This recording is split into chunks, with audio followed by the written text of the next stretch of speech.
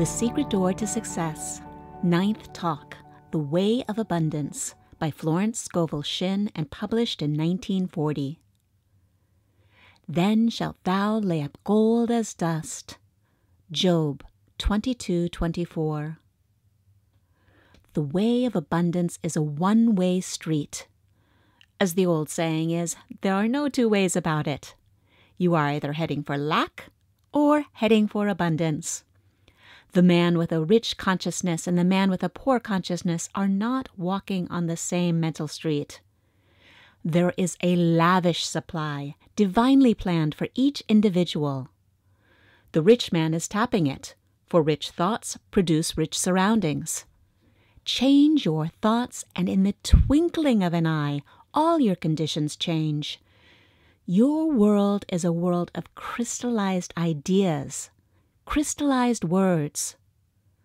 Sooner or later, you reap the fruits of your words and thoughts. Words are bodies or forces which move spirally and return in due season to cross the lives of their creators.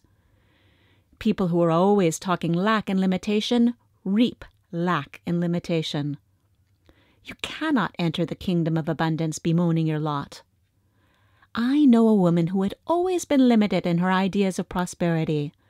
She was continually making her old clothes do instead of buying new clothes. She was very careful of what money she had and was always advising her husband not to spend so much. She said repeatedly, "I don't want anything I can't afford." She couldn't afford much, so she didn't have much, and suddenly her whole world cracked up. Her husband left her, weary of her nagging and limited thoughts. She was in despair when one day she came across a book on metaphysics. It explained the power of thought and words. She realized that she had invited every unhappy experience by wrong thinking. She laughed heartily at her mistakes and decided to profit by them. She determined to prove the law of abundance. She used what money she had fearlessly to show her faith in her invisible supply. She relied upon God as the source of her prosperity. She no longer voiced lack and limitation. She kept herself feeling and looking prosperous. Her old friends scarcely recognized her. She had swung into the way of abundance. More money came to her than she had ever had before. Unheard of doors opened. Amazing channels were freed. She became very successful in a work which she had no training for. She found herself on miracle ground. What had happened? She had changed the quality of her words and thoughts. She had taken God into her confidence and into all her affairs. She had many 11th-hour demonstrations, but her supply always came, for she dug her ditches and gave thanks without wavering. Someone called me up recently and said, "I am looking desperately for a position." I replied, "Don't look desperately for it. Look for it with praise and thanksgiving, for Jesus Christ, the greatest of metaphysicians, said to pray with praise and thanksgiving. Praise and thanksgiving open the gates, for expectancy always wins." Of course, the law is impersonal, and a dishonest person with rich thoughts will attract riches. But a thing ill-got has ever bad success, as Shakespeare says. It will be of short duration and will not bring happiness. We have only to read the papers to see that the way of the transgressor is hard. That is the reason it is so necessary to make your demands a right on the universal supply and ask for what is yours by divine right and under grace in a perfect way. Some people attract prosperity but cannot hold it. Sometimes their heads are turned. Sometimes they lose it through fear and worry. A friend in one of my question and answer classes told the story. Some people in his hometown who had always been poor suddenly struck oil in their backyard. It brought great riches. The father joined the country club and went in for golf. He was no longer young. The exercise was too much for him, and he dropped dead on the links. This filled the whole family with fear. They all decided they might have heart trouble, so they are now in bed with trained nurses watching every heartbeat. In the race thought, people must worry about something. They no longer worried about money, so they shifted their worries to health. The old idea was that you can't have everything. If you got one thing, you'd lose another. And people were always saying, your luck won't last. It's too good to be true. Jesus Christ said, in the world thought, there is tribulation, but be of good cheer.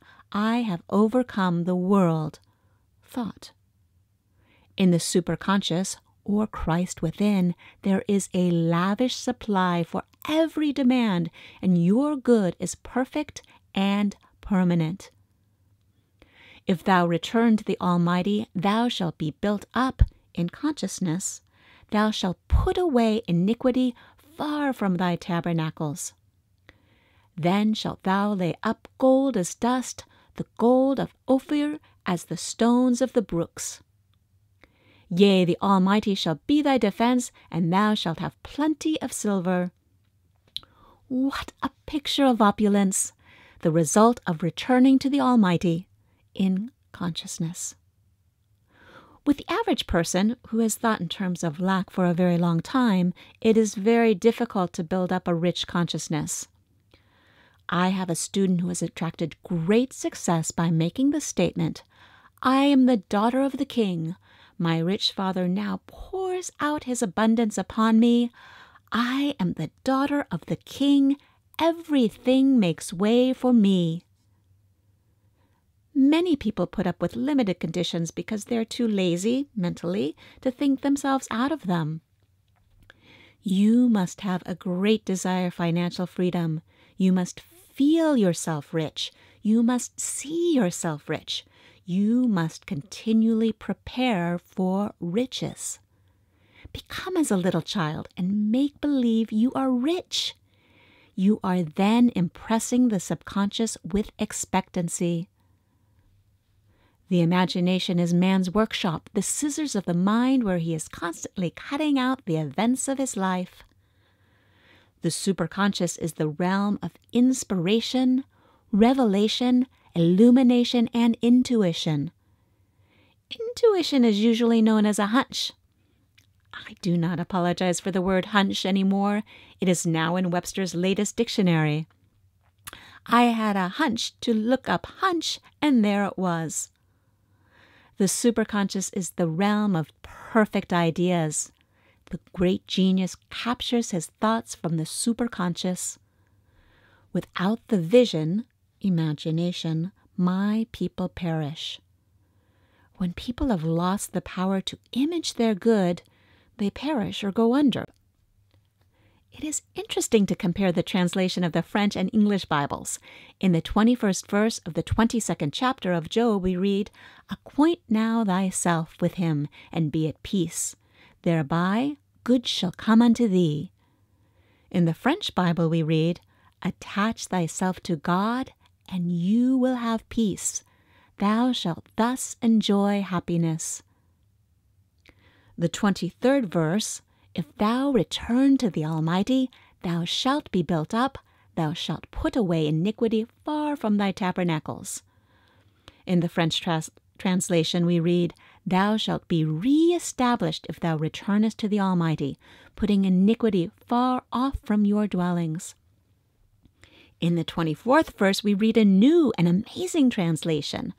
The English Bible reads, Then shalt thou lay up gold as dust, and the gold of Ophir as the stones of the brooks. The French Bible says, Throw gold into the dust, the gold of Ophir amongst the pebbles of the torrents, and the Almighty shall be thy gold, thy silver, thy riches. This means if people are depending entirely on their visible supply, it is even better to throw it away and trust absolutely to the Almighty for gold, silver, and riches. I give an example in the story told me by a friend. A priest went to visit a nunnery in France where they fed many children. One of the nuns in despair told the priest they had no food. The children must go hungry. She said that they had but one piece of silver, about the value of $0.25. They needed food and clothing. The priest said, Give me the coin. She handed it to him, and he threw it out the window. Now, he said, rely entirely upon God. Within a short time, friends arrive with plenty of food and gifts of money.